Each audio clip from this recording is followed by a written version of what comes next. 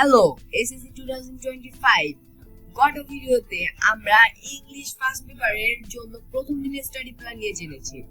আজকে আমরা English first পেপারের জন্য দ্বিতীয় দিনের স্টাডি প্ল্যান নিয়ে জানব। Today I am with you Tami. Welcome to Parvin online school. So let's start today's video. আসসালামু আলাইকুম ফ্রেন্ডস। তো আমরা day one a seen comprehension focus সম্পর্কে জেনেছিলাম। আজকে ডে 2 তে আমরা আনসিন কম্প্রিহেনশন ফোকাস সম্পর্কে জানবো। তোমরা নিশ্চয়ই জানো যে তোমাদের পরীক্ষার বাকি 4 দিন। এই 4 দিনের মধ্যে তোমরা কিভাবে তোমাদের পরীক্ষার ফলাফল ভালো করবে এবং প্রিপারেশনটা খুবই জোরদার করবে, সেই জন্য আমাদের ভিডিওটিগুলো তোমাদের দেখানো হচ্ছে। তো তোমরা আমাদের ভিডিওটি মনোযোগ সহকারে দেখবে এবং কথাগুলো মাথায় ঢোকানোর চেষ্টা করবে।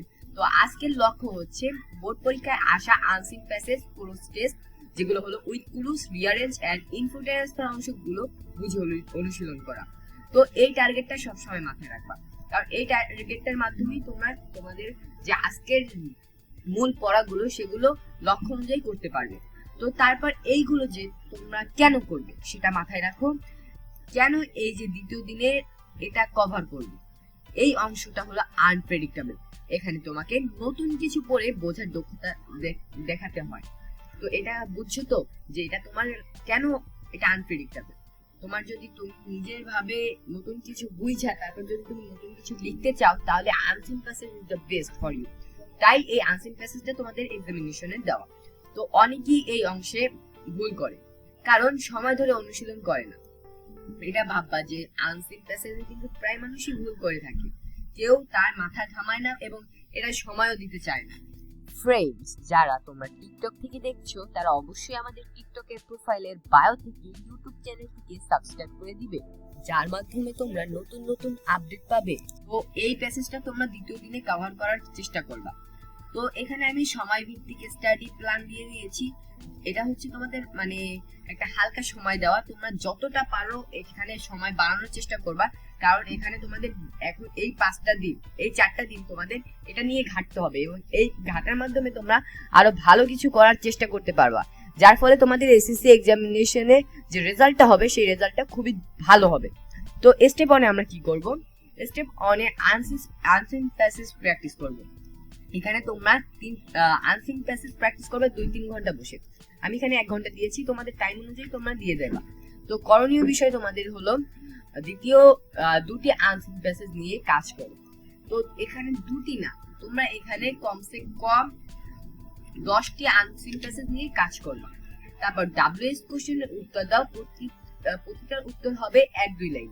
তো এটা ভাববা যে WS কোশ্চেনের উত্তর 1-2 লাইনের লেখার চেষ্টা করবা।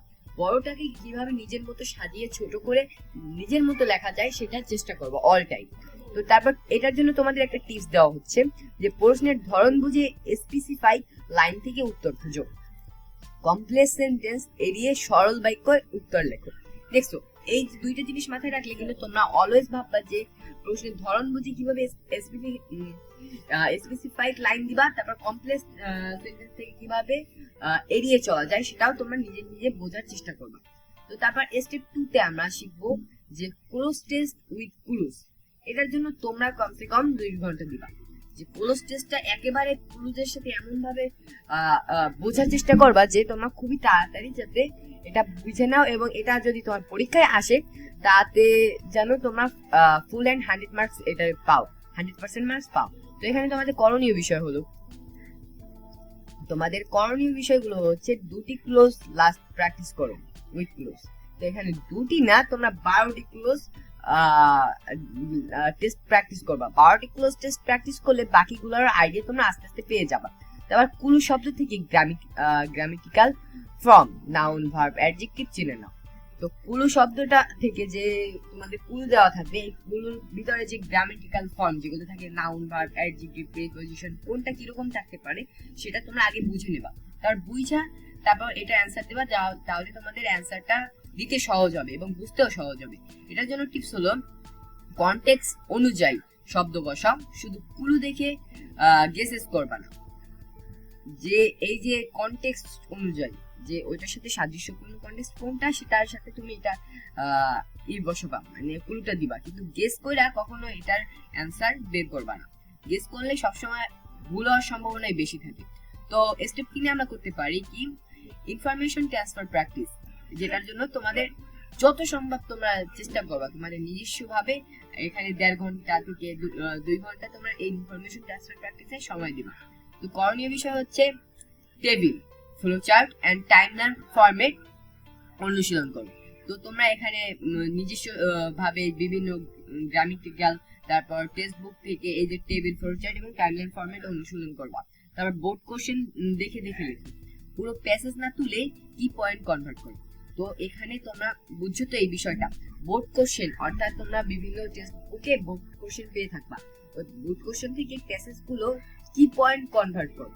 কি পয়েন্ট হচ্ছে তোমাদের মূল উদ্দেশ্য, যে ওখান থেকে কিভাবে কি পয়েন্ট গুলো তোমাদের কনভার্ট করতে হবে, সেটা তোমরা আস্তে আস্তে এত বছর মানে 2টা বছর দিয়ে এটা নিশ্চয়ই বুঝছো যে কি পয়েন্ট কিভাবে কনভার্ট করতে হয়।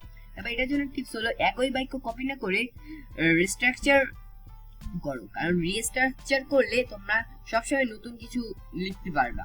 তারপর স্টেপ 4 এ যেটা বলছে সেন্টেন্স রিঅ্যারেঞ্জ, এটার জন্য তোমরা 3 ঘন্টা দিবা। তো এখানে আমি 1 ঘন্টা লিখছি, তোমরা তোমাদের সাদৃশ্য মতো যতটা সময় তোমরা নিতে পারো। তবে এখানে করণীয় বিষয় হচ্ছে 2টি রিঅ্যারেঞ্জ কোশ্চেন প্র্যাকটিস করো, নাম্বারিং, লজিক্যাল ফ্লো অর্থাৎ টাইম, প্লেস, ইভেন্ট এই ক্রমে সাজাও।